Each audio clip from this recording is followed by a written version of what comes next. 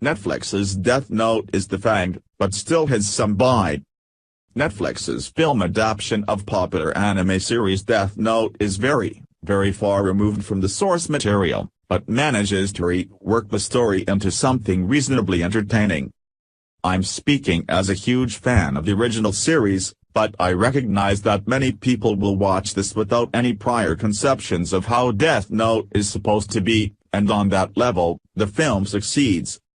But it was a bit of a wasted opportunity as far as I'm concerned, because the real brilliance of the original was lost in translation, as is so often the case with live-action adaptations of Japanese anime. Death Note tells the story of high school student Light Turner, who is given a death note by a shinigami, god of death, Ryuk. Write a person's name in the note, and that person dies. You can even choose the exact cause of death, but there are rules and limitations. From his initial uncertainty, Light slowly morphs into a mass murderer with messianic delusions, egged on by his sociopathic girlfriend Mia.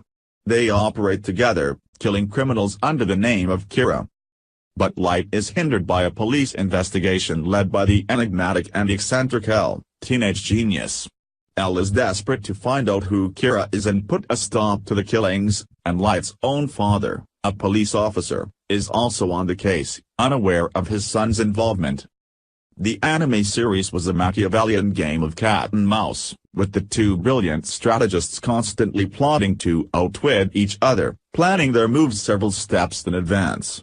Of course, it's impossible to distill a long, complicated television series into a single movie, so in the process, L and Light are simplified.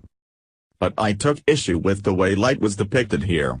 In the anime, Light is popular, smart, and utterly ruthless. He is an egotistical sociopath who truly believes in the nobility of his actions, and will stop at nothing to achieve his agenda. Nobody has to convince him to kill people, and there was something wonderfully refreshing about such an openly immoral character. Annoyingly, the film warps Light into a bully weirdo with a Batman-style motivation. His mother was killed by a criminal, and Light's rightful thirst for revenge sparks his killing spree. I genuinely don't understand why Western adaptations always have to make unlikable characters sympathetic. It's not like we're incapable of rooting for anti-heroes. Look at Frank Underwood. My second major gripe was the role of Ryuk, the death god who gives Light the notebook. In this film, he is a malevolent force, pressuring Light into murder and pursuing his own private, twisted agenda. In the original, Ryuk is simply bored. That's it. That's his motivation. He hangs around in the world of death, bored out of his mind, until he decides to give his death note to a random human and just see what happens. To his delight, the tense game of cat and mouse that ensues is the most entertaining thing he's ever witnessed. Ryuk is supposed to be a spectator, just like the audience, standing beside Light and giggling at the human's plans. He doesn't have a horse in the race. He just likes eating apples and watching the chaos unfold. I really loved that aspect of Ryuk, and again, it's a shame that his character had to fit the Western perception of demonic entities. It wouldn't have killed us to subvert our expectations. Anyway, enough of my fanboy griping. I wasn't expecting this to be a faithful adaptation, or a particularly good one, but I must admit, I was entertained. There is a couple of things the film gets right, and one of them is Light's girlfriend Mia.